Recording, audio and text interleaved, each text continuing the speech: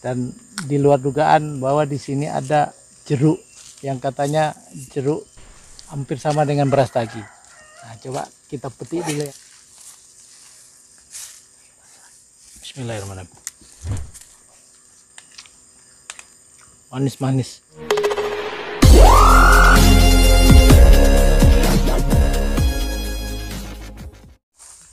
Ini belum, ini lepas, Mas. Oh, langsung masak nih. Hah?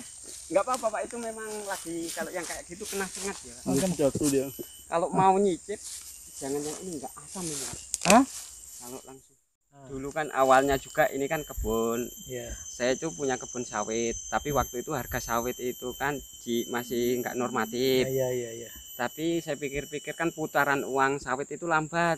Iya, Jadi saya jual, itu di Petaling. Iya, Di Petaling iya. itu jauh dari kota. Nah. Saya jual, Hmm. cari-cari tanah, dapatnya di sini Pak. Oh. Ini dulunya kebun karet hutan Pak. Jadi Oh, saya iya. tebang. Hmm.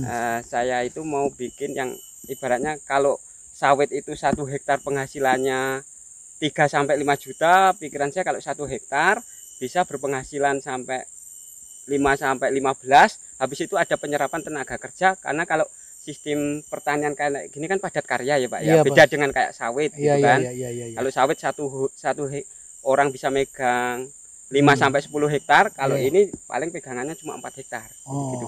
Kalau jeruk semua, tapi kalau sistem tumpang sari jadi 1 hektar itu bisa menyerap nanti tenaga kerja 10 orang gitu Pak. Jadi padat karya, ada sirkulasi ekonominya gitu. Lebih mementingkan penambahan tenaga kerja ya, Iya, menciptakan Pak. lapangan Iya, pekerjaan.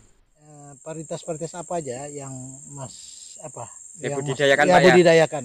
Jadi saya mencoba membudidayakan beberapa varietas. Kalau untuk tanaman horti yang tipe keras Pak, ada jeruk, ini varietas siam, ada jambu kristal. Jambu kristal itu yang tanpa biji, terus ada jambu madu.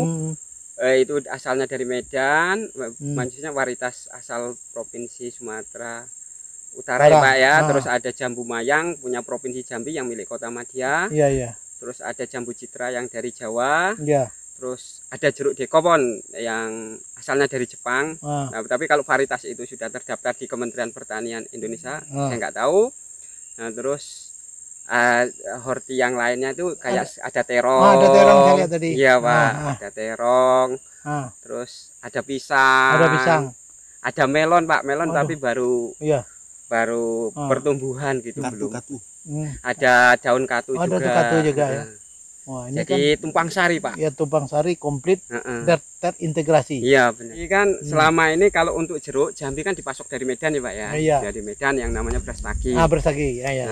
Jadi terus kalau kita lihat di pasaran harganya kan cukup lumayan jeruk. Iya. Jadi pikiran saya kalau saya bisa mengembangkan berarti kan ada peluang, karena kenapa di situ ada peluang, karena harga jualnya di harga eceran itu cukup relatif 15 ke atas yang gede-gede tipe kayak gini. Betul.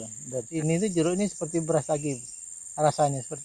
Oh, kalau untuk rasa ada memang. Kalau untuk ini Pak, tanaman horti kayak tipe jeruk, dia punya varietas. Kalau beras tagi itu memang kelebihannya dia super manis. Tapi kalau kembali lagi ke konsumen ya Pak ya. Konsumen itu kan ada yang suka lokal, dia itu manis, ada rasa-rasa asamnya ini Pak. Jadi itu karena memang varietas siam Banjar ini, apa siam Pontianak itu memang dia itu dilepas dari Kementerian Pertanian, itu memang rasanya dari sananya Pak, rasanya manis tapi nggak semanis beras tagi, karena dulu kan beras tagi kan jeruk madu ya Pak ya. Kalau ini enggak manis tapi ada rasa asamnya, terus kadar airnya banyak Pak. Oh, kadar airnya banyak. Iya, kadar airnya banyak. Jadi lebih, kalau masyarakat kampung lebih suka yang ini gitu. Oh gitu. Varietas apa? Varietas siam Pak. Oh, varietas siam. Di luar dugaan bahwa di sini ada jeruk yang katanya jeruk hampir sama dengan beras tagi. Nah, coba kita petik dulu ya.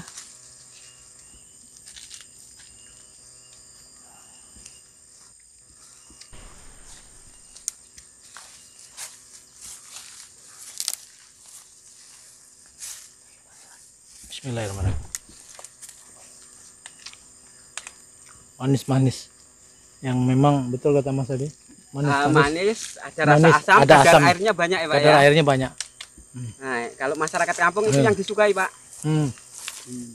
Jadi inilah yang dikatakan paritas Siam. Artinya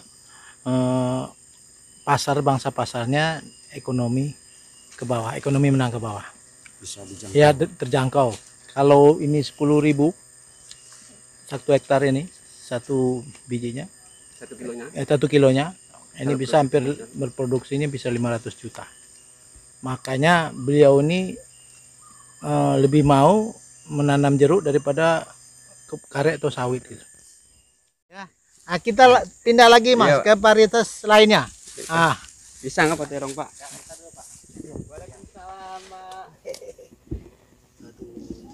Ini apa lagi Mas? Ini saya lagi bikin pembibitan katu Pak. Oh, pembibitan daun katu. Daun Ya. katu. Ini untuk sayur ya? Iya Pak, ini untuk sayur. Ini fungsinya untuk ibu-ibu ya, yang untuk melancarkan ASI supaya anak-anak Indonesia pada sehat. Oh, jadi yang sayur yang membuat ASI, air ASInya banyak itu. Ini ya, Mas? Pak, iya. Sayur katu nih Mas ya? Daun katu ini Pak. Waduh, jadi Mas latar belakang untuk nanam katu ini apa coba? Ini harganya lebih ekonomis ketimbang daun ubi Pak. Oh, lebih ada nilai tukar petaniannya lebih tinggi ya, gitu nilai tukar daun petaninya ubi, ya. Artinya Jadi keuntungannya lebih tinggi ya. Tapi bagaimana apanya? Potensinya? Kalau potensi tetap masih lah Pak. Kalau di Jambi ini kan masih ibu-ibu yang konsumsi, tapi kalau di Pulau Jawa itu sudah perusahaan untuk dijadikan kapsul gitu Pak. Jadi, kalau ini bisa langsung dibeli ya, ibu langsung di pasar. di pasar ya. Pokoknya dibawa ke pasar, dibeli ibu-ibu. Karena apa Pak? Kalau daun katu ini pokoknya nilai ekonomisnya lebih tinggi, karena Pak, kalau pucuk ubi satunya paling cuma dibeli 500 sampai 700, kalau ini sudah 1.000 sampai 2.000 Pak satu ikatnya gitu. Satu ikan itu berapa banyak Mas? Paling cuma 8 ini Pak, 8 potongan. Tapi ini masih di semaian Pak. Nanti ini penyemaian baru. Ini belum dipanen. Ini tahap penyemaian. Ini teknis penyemaian yang supaya lebih efisien kerjanya gitu loh Pak. Nanti kita ke lapangannya yang memang budidayanya kan gitu. Oh, setelah penyemaian yang budidaya mana? Ada di kebun sebelah Pak. Dan teman-teman kami ini nunggu Bapak itu lagi prosesnya lagi. Kok ditunggu? Kenapa saya ditunggu nih? Karena petani ini pengen menyampaikan aspirasinya ya melalui anggota DPR Pak, karena Bapak kan perwakilan rakyat. Ini kayaknya dayung bersambut nih. Saya sebenarnya pengen ke sini, tapi petani juga nunggu saya.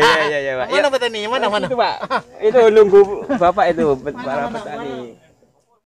Mas, ini rame-rame bawa apa nih Mas? Kok mau diantar kemana nih? Bukan diantar Pak, mau ditanam. Inilah Pak, kami ini petani di kampung ini sifat gotong royongnya masih tinggi Pak. Jadi gitu.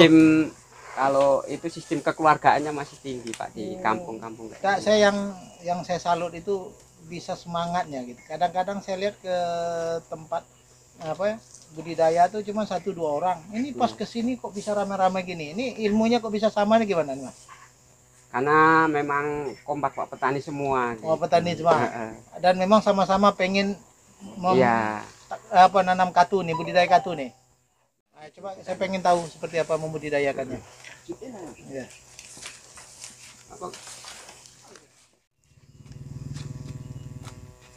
Ini jaraknya kan berapa jarak antara Pak?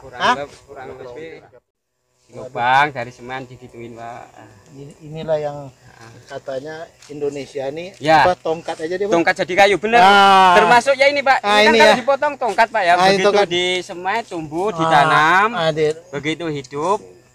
Nah, ini yang dibilang termasuk ini kayak pucuk ubi. Jadi tongkat aja jadi uang, bisa jadi makanan. Enggak sulit loh. Iya benar. Nah, tadi ngobang lobang, nanam, timbun, nunggu sebulan. Mana kita cari tengok yang hasilnya yang sebulan nih.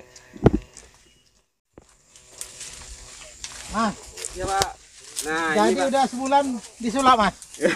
Ya. Ini Pak. Sebulan disulap kayak gini. Tapi kalau sebulan belum setinggi ini Pak. Nah, Maksudnya di bawah lagi, cuma bisa sudah dipanen kayak gini. Nah, kalau hasil dari kayak gini ini kan sehat banget nih Pak. Nah, ini sebulan udah bisa metik gini ya. Tapi ini selama berapa bulan nih kita bisa tumbuh lagi nih? 15 hari sudah bisa lagi, Pak. Sampai dari sebulan ini ke 15 hari. Ya, ini baru bunganya, Bro. Kalau untung utamanya ada lagi. Terong, Pak. Oh, terong lagi. Kita ke terong lagi. Terong, Ini bunganya lumayan dapatnya, apalagi induk. 2000 meter. Iya, 2000 meter. Pas kemarin metik dapat 3 kintal. 3 kintal kali 6.000, Pak. 1.800. Berapa? 1.800. Iya, sekali petik. Sekali petik. Ya, berapa kali petik jatuhnya? Ini masih 4 petik. Tapi kan tahapan terong ada tahapan, Pak. Buah pertama masih dikit, 50 kilo, buah kedua 1 kintal gitu. Tapi kemarin sudah dapat 3 kintal kali 6.000 kan 1.800 dari 3 hari. Insya Allah besok jadwal panen kalau ibaratnya dikit-dikitnya 1 kintal kali 6.000 600.000 kan gitu.